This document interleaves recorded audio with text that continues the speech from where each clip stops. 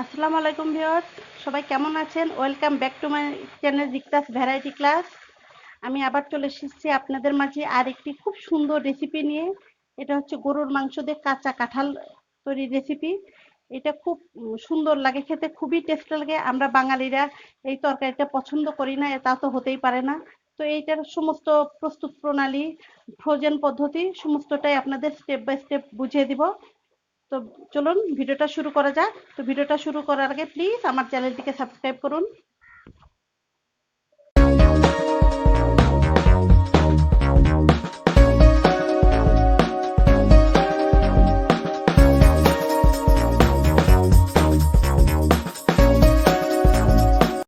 তো দর্শক, আমি এখানে একটা মানে মিডিয়াম সাইজের একটা কাঁঠাল নিয়েছি। আমি একটা বড় সিলভারের পাতিলে পানি গরম করে তারপরে এই কাঁঠালটা ভালো করে বেছে আমি একটু কিন্তু ম্যাচিউরড কাঁঠাল নিয়েছি। আপনারা চাইলে আরও একটু ছোট কাঁঠাল নিতে পারেন।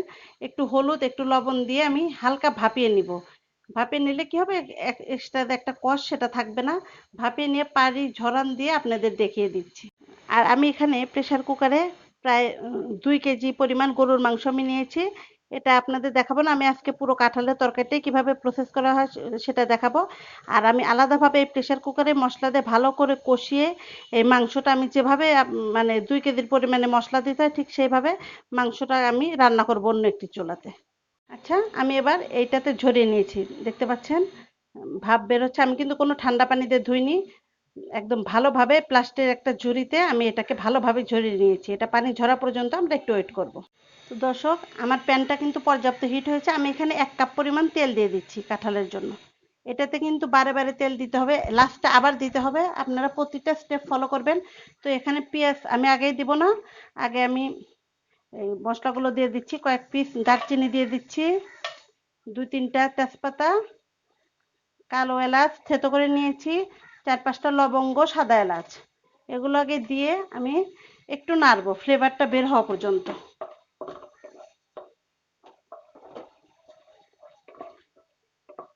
এই তরকারিটা খেতে কিন্তু খুবই টেস্ট লাগে। আপনারা লক্ষ্য করেন আমি কিভাবে করি। আমি চেষ্টা করব খুব শর্ট টাইমে খুব দ্রুতভাবে আপনাদের বোঝানোর, যাতে কোনোভাবেই আপনাদের প্রবলেম না হয়। তো আমার এই মশলাগুলোর ফ্লেভার কিন্তু বের হয়ে আসছে। এই পর্যায়ে আমি 1/2 কাপ পেঁয়াজ, কাঁচামরিচ আর 1 টেবিল চামচ রসুন একসাথে আমি দিয়ে দিচ্ছি। কাঁচামরিচটা অবশ্যই অ্যাড করবেন, পেঁয়াজ আর রসুন একটু বেশি বেশি করে দেওয়ারই চেষ্টা করবেন। অবশ্যই আপনাদের কাঁঠাল অনুযায়ী, কাঁঠাল কতটা নিলেন সেইভাবে হবে। তো এইভাবে আমি ব্রাউন আসা পর্যন্ত একটু নাড়তে থাকবো, তারপর পরবর্তী স্টেপ আপনাদের বুঝিয়ে দিচ্ছি। আচ্ছা, আমার পেঁয়াজগুলো ব্রাউন হয়ে এসেছে, দেখতে পাচ্ছেন। বেশি লাল করতে যাবেন না, তাহলে ভালো হবে না। তো এই পর্যায়ে আমি 2 চা চামচ আদা পেস্ট দিব। আর শুকনো মশলাগুলো এখনো আমি দিব না, কারণ পুড়ে যেতে পারে। আমি আদাটা আগে ভালো করে কষিয়ে নিচ্ছি। দেখুন, এভাবে তেলে দিয়ে আদাটা আমি ভালোভাবে আগে একটু নেড়ে চেড়ে নিচ্ছি।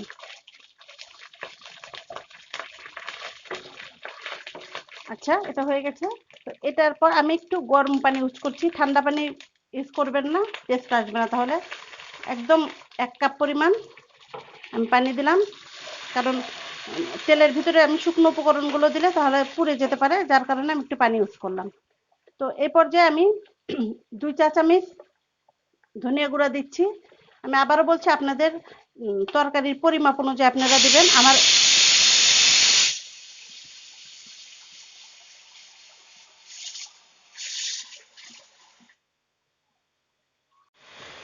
দিয়ে দিচ্ছি 2 চা চামচ লাল মরিচ গুঁড়া,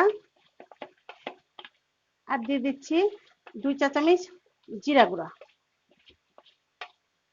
আর দিচ্ছি স্বাদ মতো লবণ। লবণটা একটু বুঝে দিবেন।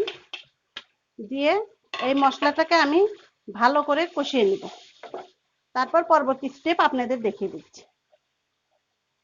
দর্শক, আমার মশলাগুলো কষানো হয়ে গেছে, দেখতে পাচ্ছেন। যখন দেখবেন যে তেলটা ছেড়ে ছেড়ে এসেছে, এই যে এরকম, তখন ভাববেন মশলাটা কষানো হয়ে গেছে।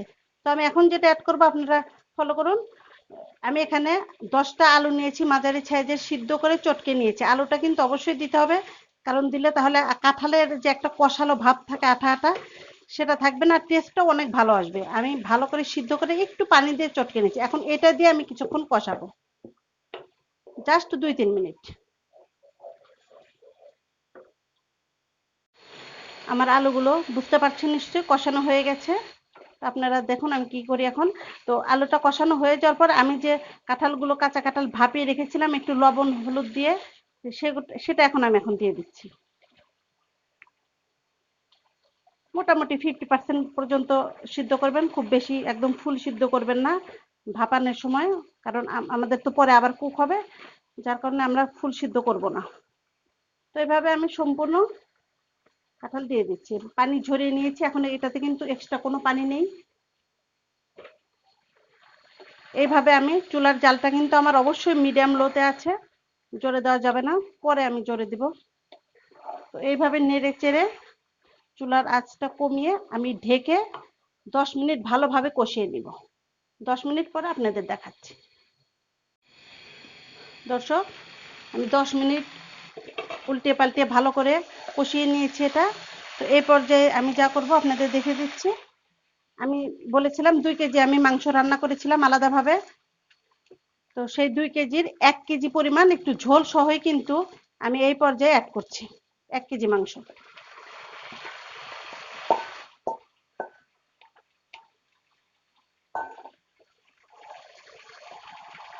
এখন এটা দিয়ে আবার কিছুক্ষণ কষাতে হবে। দর্শক, আমি এটার ফ্রোজেন পদ্ধতিও আপনাদের বলে দিচ্ছি। অনেক সময় দেখা যাচ্ছে যে আমাদের অন্য সময়ও কাঁঠালের তরকারি খেতে ইচ্ছা করছে, কিন্তু কাঁঠাল তো সেই সময় পাওয়া যাবে না, অন্য একটা সিজনে হয়তো আপনি খাবেন।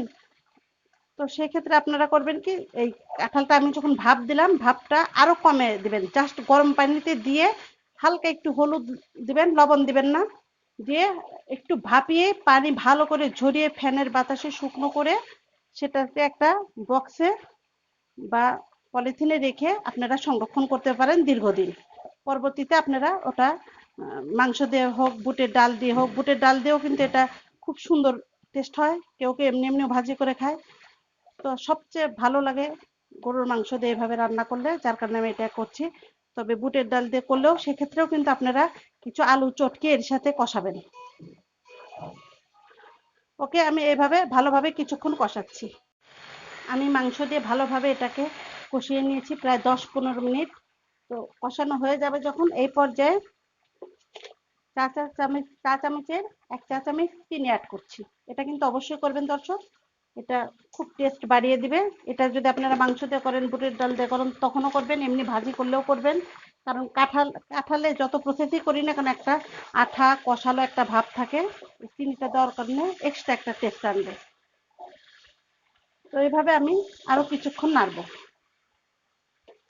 এই রান্নাতে আসলে একটু সময় নেই করতে হয়, আমি আপনাদের প্রতিটা স্টেপ খুব দ্রুত বোঝানোর চেষ্টা করছি এটাই, কিন্তু আসলে রান্নাটা একটু সময় নিয়েই করতে হয়।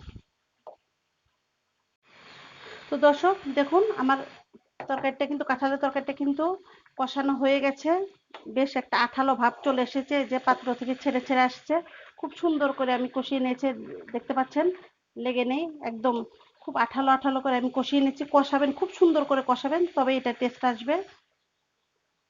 তো এই পর্যায়ে আমি একটু গরম পানি অ্যাড করব।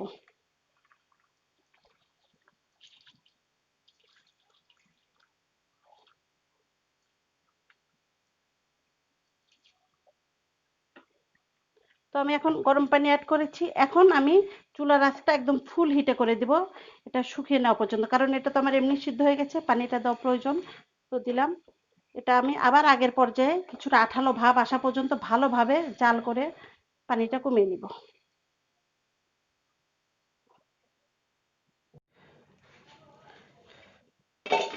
দর্শক, এই দেখুন আমার এটা কিন্তু হয়ে গেছে, বুঝতে পারছেন। আমি খুব শুকাবো না, আপনারা আপনাদের টেস্ট অনুযায়ী যদি মনে করেন আপনারা আরো শুকাবেন তো শুকাতে পারেন। তো আমি এভাবে আঠালো করে রাখবো। তো আমি এই পর্যায়ে একটু তেল ইউজ করব, 1 টেবিল চামচ পরিমাণ।